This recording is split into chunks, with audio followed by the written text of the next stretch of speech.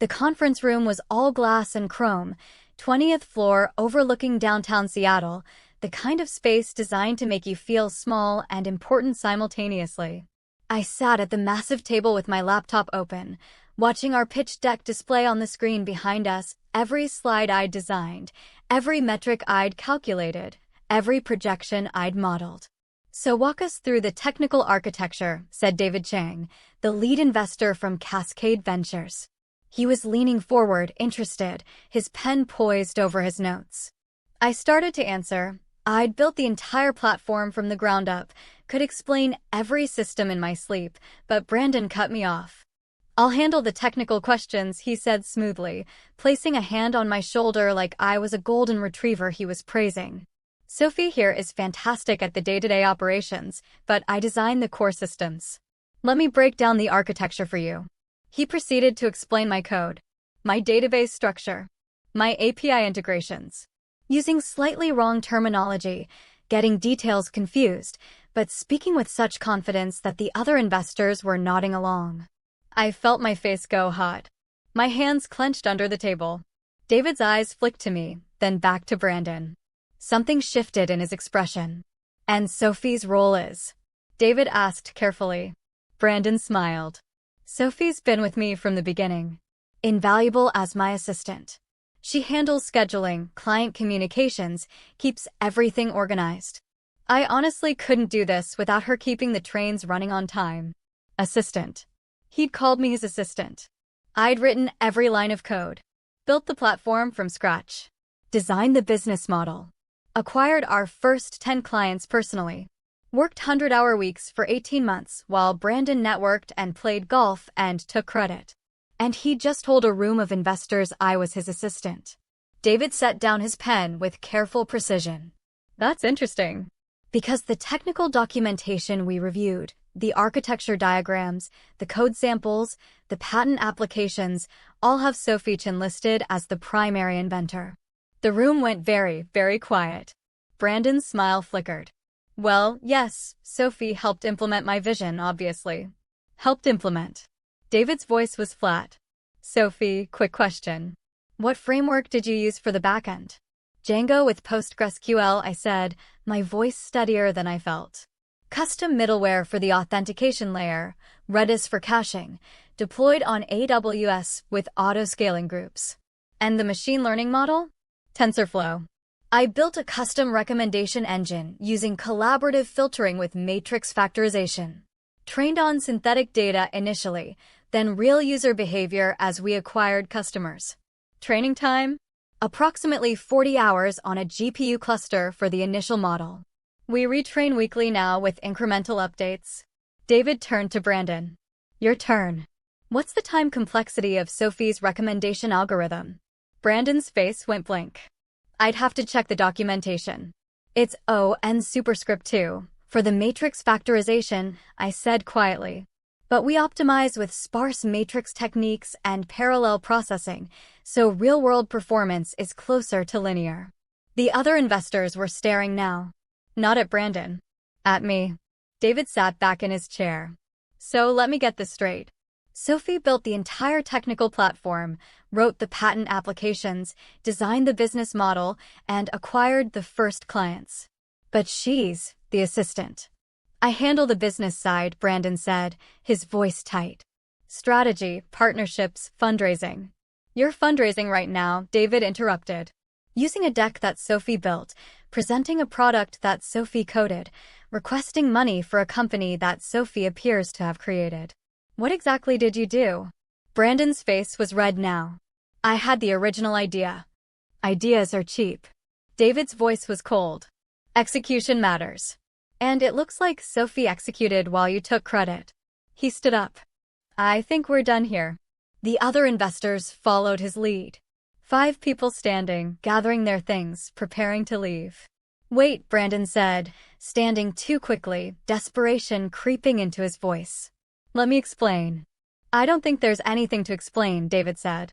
He turned to me. "Sophie, do you have 5 minutes? I'd like to speak with you privately." Brandon's face went from red to white. "She's under an NDA, which protects company confidential information. not conversations with potential investors. David was already moving toward the door. Sophie? I looked at Brandon. Saw the panic in his eyes. The realization that he'd just blown up our company in the most spectacular way possible. And I stood up, gathered my laptop, followed David out of the conference room. Brandon didn't try to stop me. But I'm getting ahead of myself. To understand how we got here, to understand why David's intervention changed everything, you need to understand who Brandon was, who I was, and how I'd built a company that someone else tried to steal. My name is Sophie Chen. I'm 32 years old.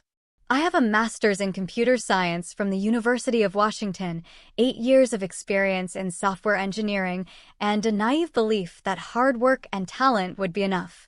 That last part was the problem. I met Brandon Lockhart at a startup networking event 3 years ago.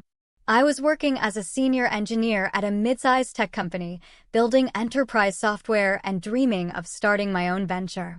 Brandon was a consultant who'd worked at several startups, always in business development roles, always with impressive titles and vague responsibilities. He was charismatic, confident, had the kind of easy charm that made people trust him instantly. At that networking event, he'd cornered me near the appetizer table and pitched his idea. Healthcare scheduling is broken, he'd said, waving a spring roll for emphasis. Doctors waste hours on administrative tasks. Patients can't get appointments. The whole system is inefficient. What we need is an AI-powered platform that optimizes scheduling, reduces no-shows, and improves patient outcomes. It wasn't a bad idea. Actually, it was a decent idea. Healthcare scheduling was genuinely terrible. How would you build it? I'd asked. His eyes had lit up. That's where someone like you comes in. I can handle the business side, sales, marketing, fundraising. But I need a technical co-founder. Someone who can actually build this thing. We talked for 2 hours. By the end of the night, we'd exchanged numbers. 2 weeks later, we drafted a partnership agreement. 50-50th split. Equal equity. Co-founders. That was my first mistake. The second mistake was not getting everything in writing from the beginning, who would do what, who owned what code, how decisions would be made. We had a basic operating agreement, but nothing detailed. Brandon said we should stay flexible and figure it out as we go. Red flag. I didn't see it. I spent the next 6 months building. Evenings after my day job, weekends, vacation days. I designed the system architecture, wrote the code, built the database, created the machine learning model. I taught myself healthcare regulations, HIPAA compliance, medical terminology. Brandon, meanwhile, was networking. Going to conferences, setting up coffee meetings, building relationships with potential clients. He kept saying he was laying the groundwork for our launch. I believed him. When I showed him the first working prototype, a fully functional scheduling platform with predictive analytics and automated reminders, he'd been genuinely impressed. This is incredible, sophomore, seriously. You're a genius. Thanks. Now we need to test it with real users. Leave that to me. I'll line up some pilot clients. He did, actually. 3 small medical practices willing to try our platform for free. I worked with them directly, implemented the system, trained their staff, gathered feedback, iterated on the design. They loved it. Reported 30% reduction in no-shows, 25% improvement in scheduling efficiency, rave reviews from patients. Brandon used those case studies to pitch 5 more clients. This time, paying customers. $500 per month per provider. Not huge money, but validation that the product worked. I handled all the implementations. All the customer support. All the technical updates. Brandon handled. I wasn't entirely sure what Brandon handled. Sales calls, he said. Relationship management. Strategy. I need to focus on fundraising, he told me about a year in. We need capital to scale. That's my priority. By this point, I'd quit my day job. We had 10 paying clients generating about $15,000 per month. Enough for me to take a minimal salary. Brandon was taking the same amount, though I wasn't clear what he was doing to earn it. Red flag number 3. Still didn't see it. I kept building. Added features. Improved the AI model. Integrated with electronic health record systems. Built a mobile app. Our client list grew to 20 practices, then 30, then 50. Revenue hit $100,000 per month.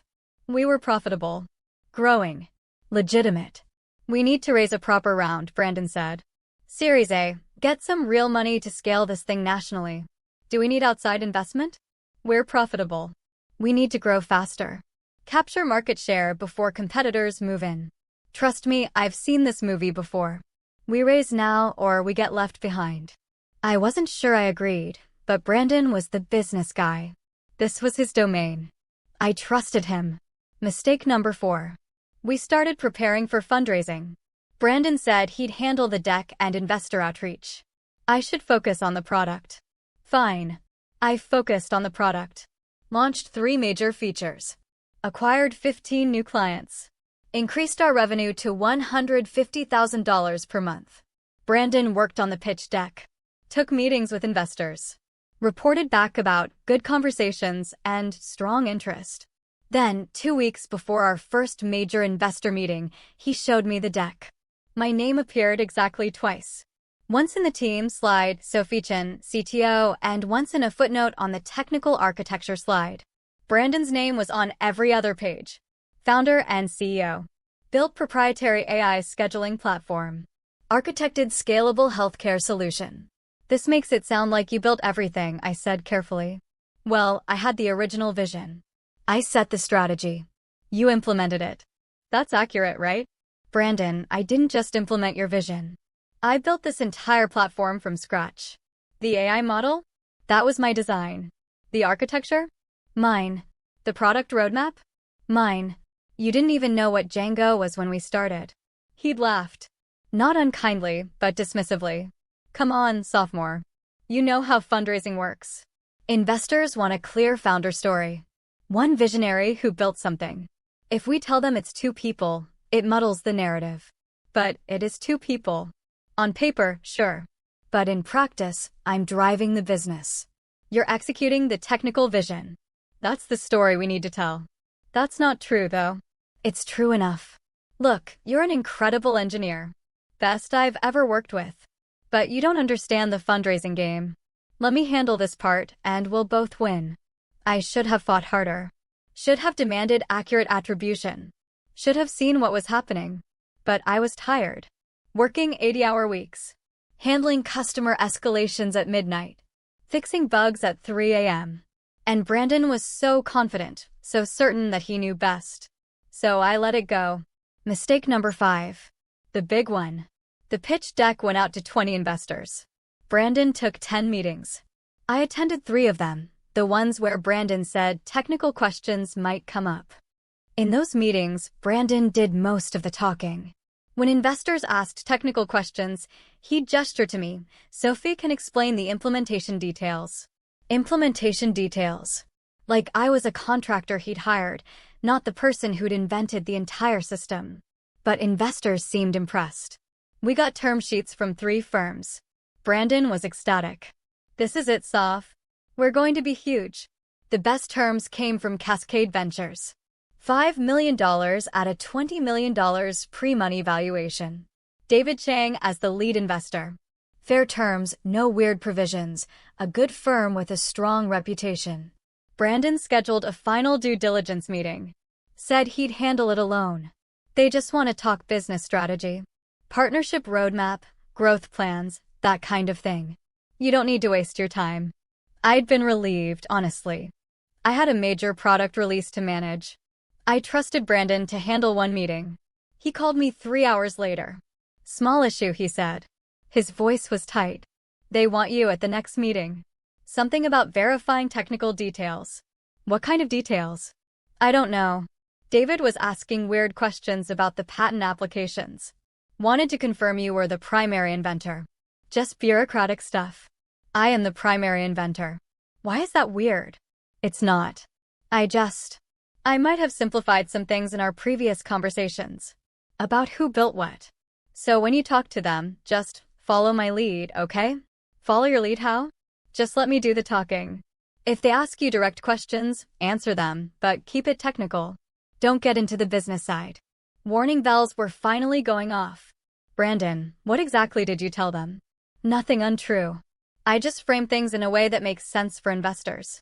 You're brilliant, Saf, but you don't have the business background to explain our strategy properly. Let me handle it. I'd agreed. Reluctantly. But something felt wrong. I called my friend Maya that night. Maya was a fellow engineer who'd been through 3 startup fundraisers. He's going to try to marginalize you, she said bluntly after I explained the situation. That's paranoid. Is it? He doesn't want you talking to investors. He's downplaying your role. He's positioning himself as the founder and you as support staff. Sophie, this is textbook founder equity theft. We have a 50-50th split. It's in the operating agreement. Operating agreements can be amended. Especially if he convinces investors you're not critical to the company's success. He wouldn't do that. We're partners. Are you? Or are you his technical employee who happens to own equity? I didn't have a good answer to that. Maya's advice: document everything. Every piece of code you wrote, every client you acquired, every decision you made. And get a lawyer to review your operating agreement before you sign any investment documents. I started documenting that night. Went through our GitHub repository, every commit under my name. Found our patent applications, my name as primary inventor on all 3. Pulled up client contracts, most of them negotiated and signed by me. Downloaded our financial records, showing my salary equal to Brandon's despite doing 10 times the work. The evidence was overwhelming. I'd built this company. Brandon had helped with sales and networking, but the core value, the product, the technology, the client base, was mine. I felt sick. Had I been building Brandon's company instead of our company? The next morning, I called a lawyer. Explained the situation. She reviewed our operating agreement. This is bad, she said. You have 50-50 equity, but there's no vesting schedule. No specifications about roles and responsibilities. No protection if one partner tries to push out the other. Can he push me out? If he convinces the board, which will include investors after funding, that he's the CEO and you're just an employee, yes. Your equity would vest, but you'd lose control. And if he's been positioning himself as the sole founder, investors might back him over you. What do I do? Option 1. Force a renegotiation before funding closes. Demand clear documentation of your contributions and protection of your role. Option 2. Walk away now, keep your equity, and let him run the company into the ground without you. Option 3. Lawyer up and fight. I chose option 1. Scheduled a meeting with Brandon. We need to talk about roles and equity before we close the funding round. His face went carefully neutral. What about them? I need my contributions properly documented. I need a formal CTO title with protected responsibilities. And I need the pitch materials to accurately reflect who built what. Sophie, we've been over this. The pitch materials are strategic. They're lies. You're telling investors you built a platform that I built. I had the vision. Vision is not the same as execution. I wrote every line of code. I filed the patents. I acquired the majority of our clients. You helped with sales and networking, and that's valuable, but it's not the same as building the entire product. His expression hardened. Are you saying I haven't contributed? I'm saying your contribution isn't what you're telling investors. And I need that corrected. Or what? The question hung there. Or what? Or I don't sign the funding documents, I said. He laughed. Actually laughed. You'd tank our funding over ego? This isn't ego. This is accurate representation. Fine. You want credit? I'll add more slides about your technical work. Happy? I want equal billing as co-founder. I want my role protected in writing. And I want the pitch to accurately describe our contributions. That's not happening. Investors want to fund a CEO, not a committee. I'm taking the lead on this, and you're supporting. That's the deal. That wasn't our original agreement. Our original agreement was that we'd figure things out as we go. This is me figuring it out. You can be on board or you can be in the way. I stared at him. Saw the calculation in his eyes. He'd already decided he didn't need me anymore. The product was built. The clients were acquired. From his perspective, I was dead weight. I'm not signing anything until our roles are properly documented, I said. He shrugged. Then I'll close the round without you. I control the CEO title. I have relationships with investors. You're a co-founder on paper, but if you're not participating in fundraising, that's on you. You can't close funding without my signature. I can if I convince investors you're not critical to operations. Which, let's be honest, is getting easier to argue every day. Brandon. I've been generous, Sophie. I gave you equity when I could have just hired you as an early engineer. But now we need to scale, and that means bringing in professional leadership. If you can't handle being part of a team instead of the star, maybe this isn't the right company for you. I left that meeting shaking. Called my lawyer immediately. He's going to try to force me out. Then we fight. But it's going to get ugly. I don't want ugly. I just want fair. Fair might require ugly. I spent the next week trying to find a path forward that didn't involve lawyers and lawsuits. Reached out to two of the investors who'd given us term sheets, tried to set up calls. They wouldn't take my meetings. All communication went through Brandon. I reviewed the Cascade Ventures term sheet more carefully. Found language about key person provisions. If certain critical employees left, investors could pull funding. I wasn't listed as a key person. Brandon was. Despite building the entire product. That's when I made my decision. If Brandon wouldn't give me proper credit, I'd make sure investors knew the truth. Even if it blew up the deal. I prepared documentation. Every GitHub commit, every patent filing, every client contract. Created a timeline showing who'd done what. Compiled emails and Slack messages showing my technical leadership. Then I did something I probably shouldn't have done. I sent it all to David Chang at Cascade Ventures. Subject line, due diligence materials you should see. Body, David, I'm providing documentation about technical contributions to our platform. I believe there may be some discrepancies between what Brandon has represented and what the evidence shows. I wanted you to have accurate information before making your investment decision. Happy to discuss at your convenience. I hit send before I could second-guess myself. Brandon called me 2 hours later, screaming. What the fuck did you do? I provided accurate information to our potential investors. You went behind my back. You undermined our fundraise. I corrected your misrepresentations. I'm going to sue you for breach of fiduciary duty. Sue me. Discovery will be fun. He hung up. David called 10 minutes later. His voice was calm. Sophie, I've reviewed your materials. I'd like to meet. Just you. Tomorrow, if you're available. Of course. And Sophie? Bring your lawyer. That meeting was at a coffee shop in Capitol Hill.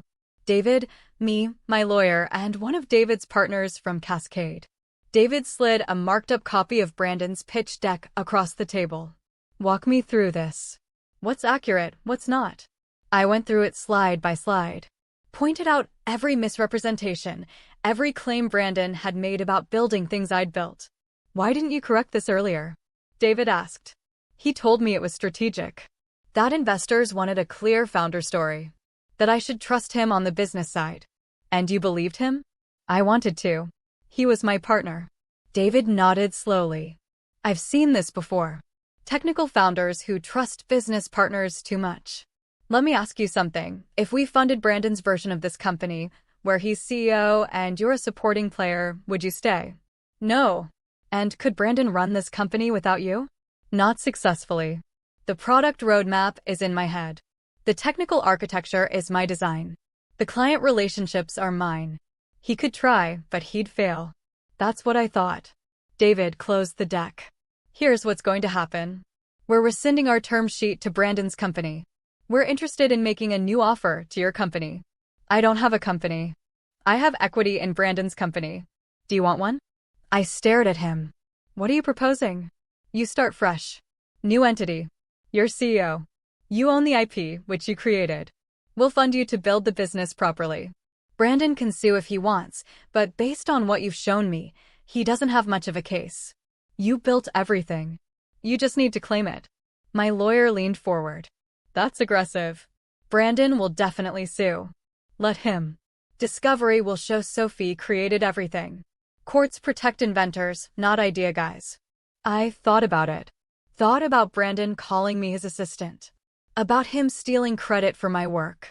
About 18 months of building something while he networked and played golf. What about our current clients? I asked. Who is the relationships? Me. I implemented everything. I do all the support. Then they'll follow you. Bring them to your new company. It was aggressive. Possibly illegal.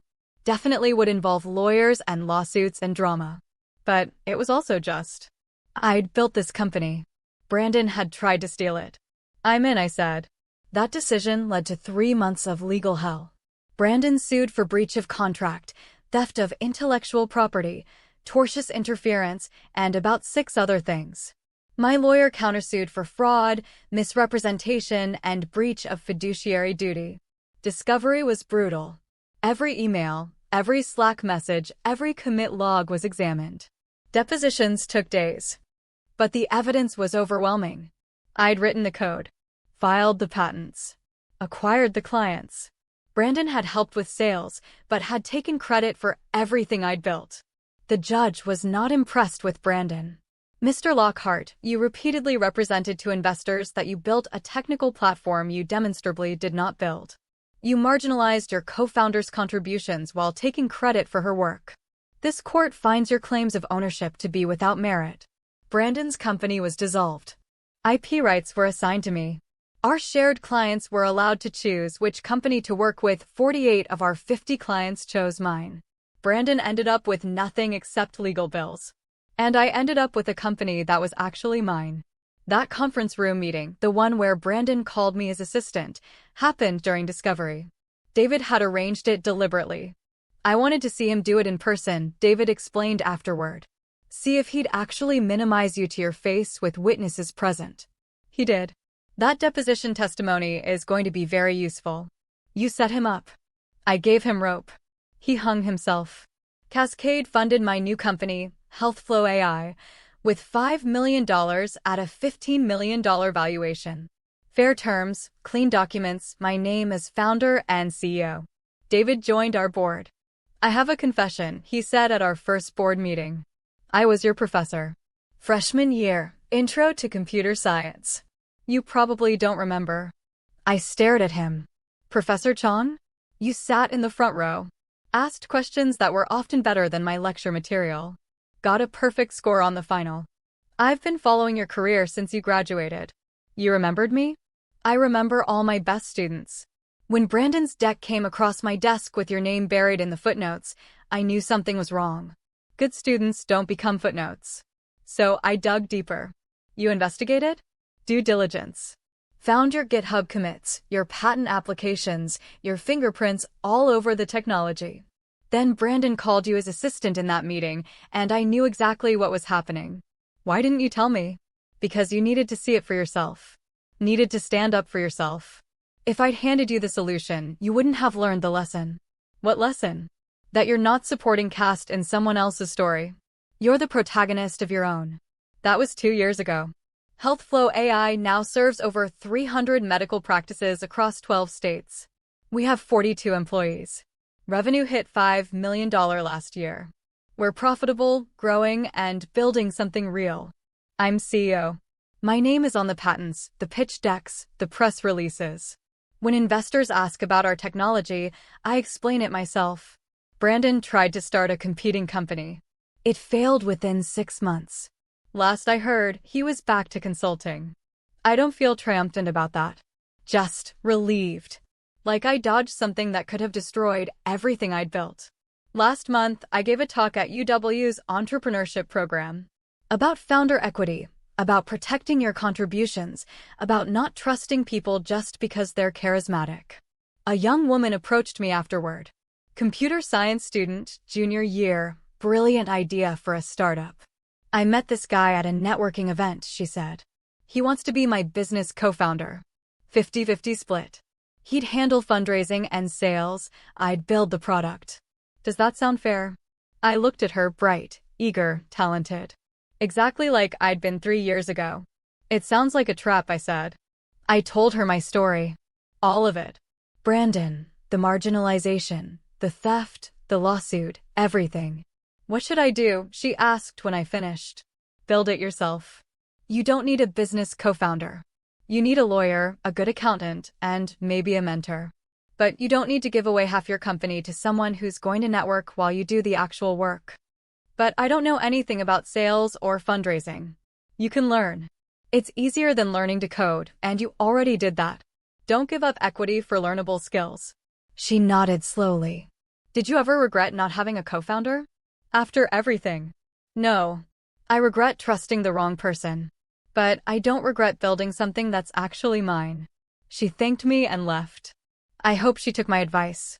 I hope she builds something amazing and keeps ownership of it. I hope she doesn't make my mistakes. Because here's what I learned from nearly losing everything. Charisma is not the same as competence. Ideas are cheap. Execution is expensive. The person who builds the product creates the value. And if someone tries to make you supporting cast in a story you're writing, walk away. Build your own story. Put your name on it. You don't need permission to be the founder of something you founded. You just need the courage to claim it. Last week, David and I had coffee, discussing our Series B plans, potential expansion into new markets, hiring priorities. You know what I'm proudest of, he said. What? That meeting where Brandon called you his assistant. I watched you decide in real time to stop accepting that narrative. That was the moment you became a real founder. I should have done it sooner. Maybe. But you did it when it mattered. That's what counts. He's right. I could have stood up to Brandon 6 months earlier, a year earlier, the first time he minimized my contributions. But I didn't.